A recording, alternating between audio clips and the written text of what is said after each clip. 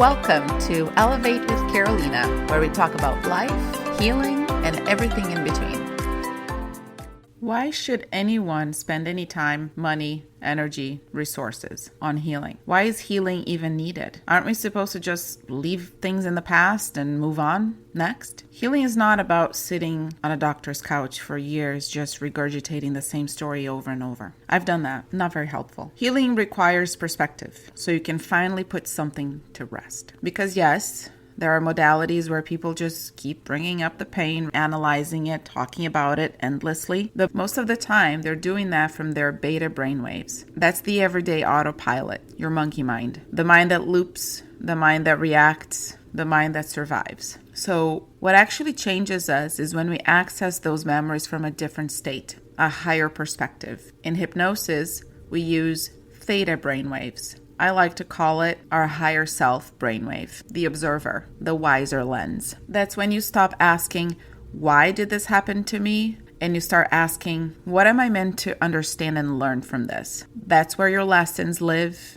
and that's where the gifts from the pain come from. And truthfully, that's where healing begins. So why do we heal? We heal for ourselves and we heal for future generations. Because the truth is, most of us inherited a torch that was already burning people's hands. Our parents, grandparents, great-grandparents, many of them didn't have the tools, the time, the awareness, or honestly even the desire to heal. So they numbed it, they drank it off, they worked their butts off, they survived. They kept going through life, carrying all that load, weighing them down, and then passing it on to us. Like a game of tag, you're it. There are several studies that have been done on how trauma can be passed down through DNA. My favorite is the one where mice were trained to be afraid of cherry blossoms. Mice would smell cherry blossoms and then immediately get a shock after it. And they were able to study 2 generations after those mice, their offspring, and the offspring were just inherently afraid of cherry blossoms without having ever been shocked. They only tested 2 generations after. I actually believe it goes deeper, that we will carry whatever does not get resolved, whatever does not get dealt with.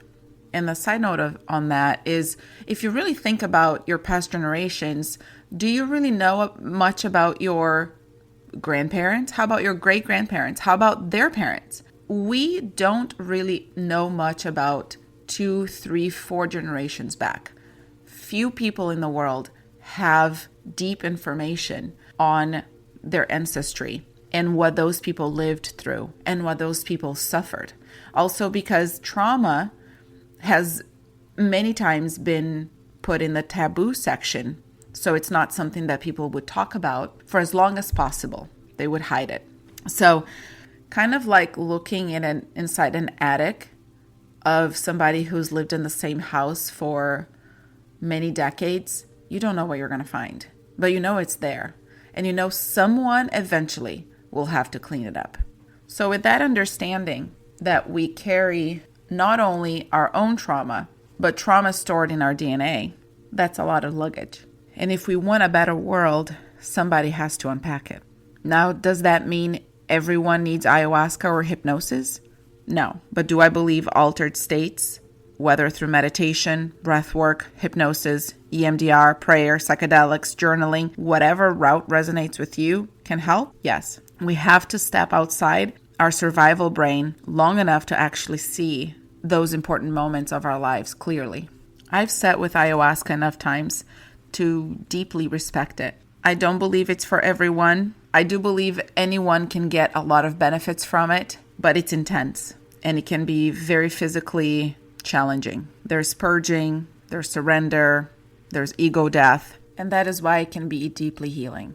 Hypnosis is another route, a little more mainstream. You don't have to go to Costa Rica, Colombia, or Brazil, or Peru to partake. What hypnosis does is bring the memory forward so you can finally look at it from a wiser perspective. Not the lens of victimhood, but the lens that says, this happened. Now let's understand how to move on from it. Let's extract the lesson instead of remaining trapped in the wound and the victimhood of the situation. Let's take our world leaders, for example. The world is being run by people who have never sat with their own pain, who have not processed, carrying generational wounds on top of personal wounds, sitting in positions of power. So we can spend our lives being angry about that, or we can ask, what is actually within my control, within my reach, my side of the street? How can I keep that clean? I can take my healing, my choices, my reactions, and my awareness, and I can deal with those. And if you care about keeping your side of the street clean, then healing is for you. Healing becomes one of those most intimate forms of self-respect. And sometimes it's not that giant spiritual ceremony. Sometimes it's simply the moment you decide, I will not let this define me for the rest of my life. I often think about survivors of sexual abuse who eventually dare to reclaim their bodies. They dare to feel pleasure again, to be intimate again, to embody their sensuality and intimacy again. They dare to embody sensuality and intimacy without shame. That is healing.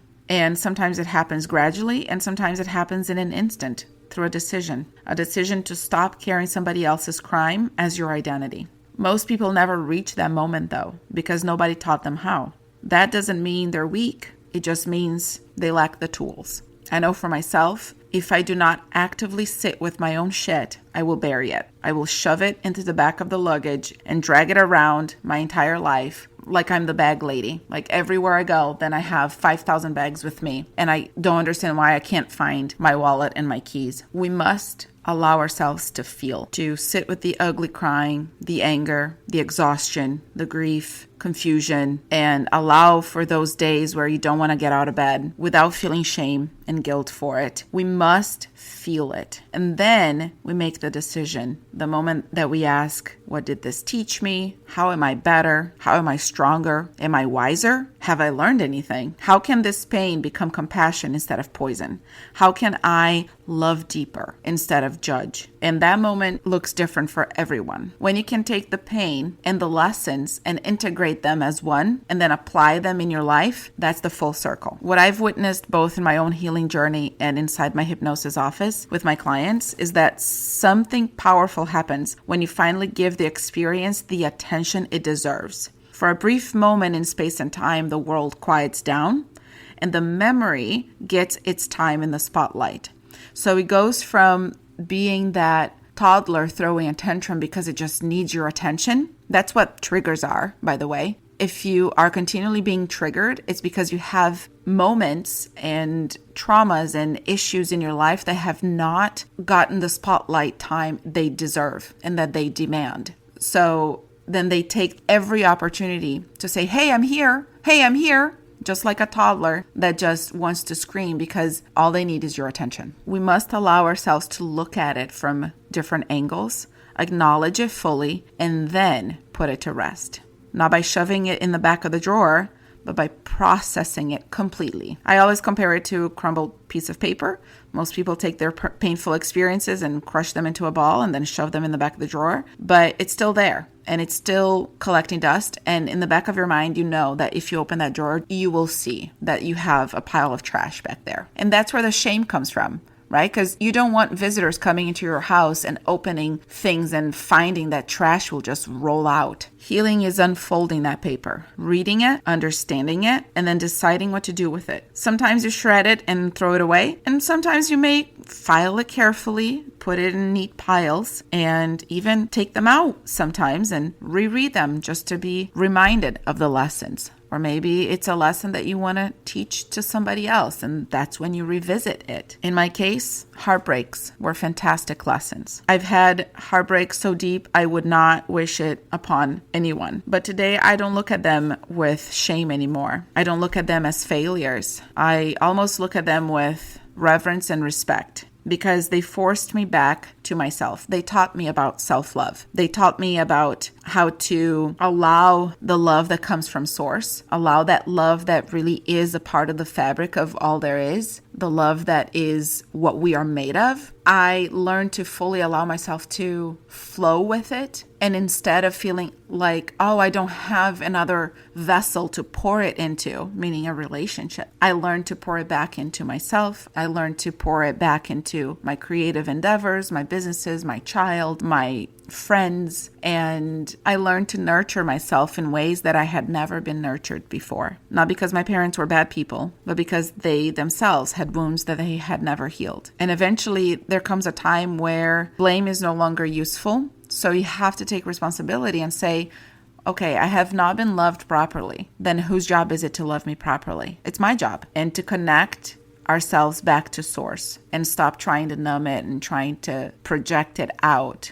There is not another human being that will ever love you the way that you are able to love yourself, because it's through you that the connection to source, God, universe, love itself is done, not through another. But in my own experience, I had to go through several deep heartbreaks to learn it. Now I own those lessons and those moments like I'm proud of them. And when it comes to our parents, blame will only get you so far. There comes a time we have to stop blaming and start owning what we can do about it. So why didn't they heal? Well, they didn't have the tools. Now, what am I going to do with my life now? I guess that's our generation's work. I feel that at this point in time on Earth, we have the highest number of cycle breakers there has ever existed. Souls that came here with the sole purpose of breaking cycles. It's doing the deep work, prepping the earth for the next wave of souls. Because even though it seems dark right now, the light will always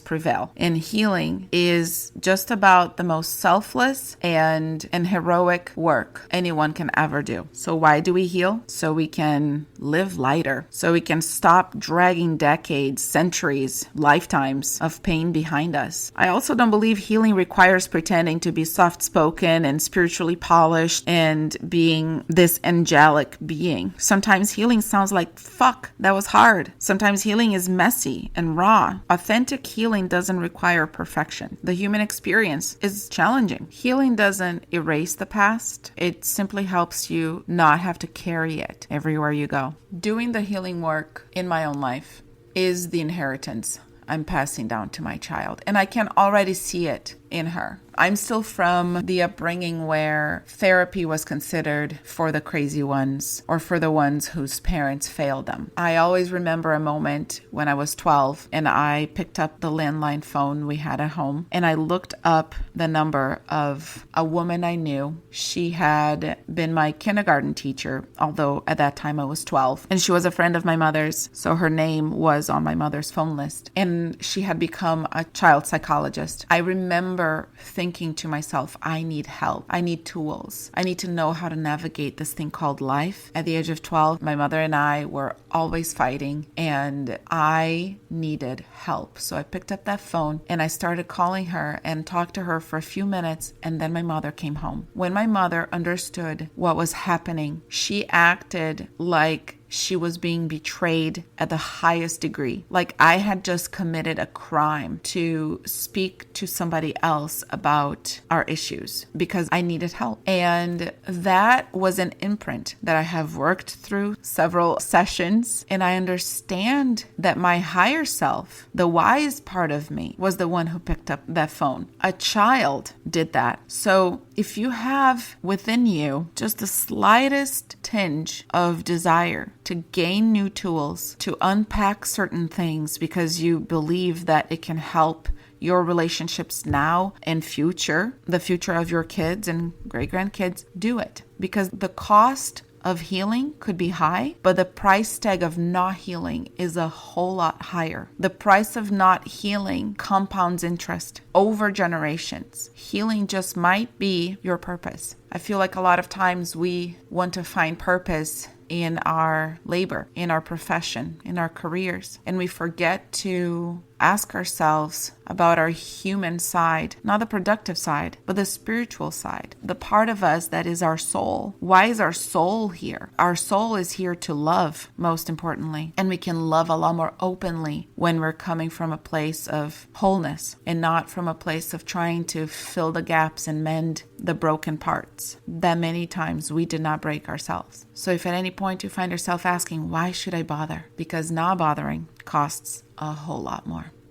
For those ready to take the first step on their self-love journey, check out the free Self-Love Journey Workbook. 7 actionable steps with journal prompts to restore your heart, build confidence, get unstuck, and unlock your greatest potential. CarolinaBucker.com.